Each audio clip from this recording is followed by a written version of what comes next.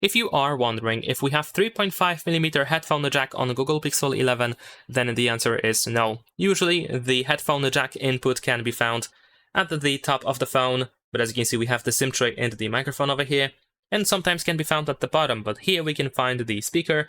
Sorry, this is actually the microphone, I believe. We have the USB-C port, and we have speaker. So what you can do is, if you have wired headphones with USB cable, or USB-C cable to be precise, then you can connect it directly to the phone and then you can use your wired headphones.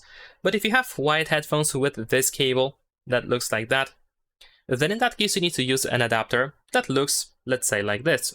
So, or of course you can find something similar to that, but essentially you're looking for an adapter that converts the 3.5mm headphone jack to USB-C cable. So we can connect our wired headphones to the adapter, and then we connect it to our phone, and then you can use your wired headphones just like that. That's pretty much it. Leave a like and subscribe.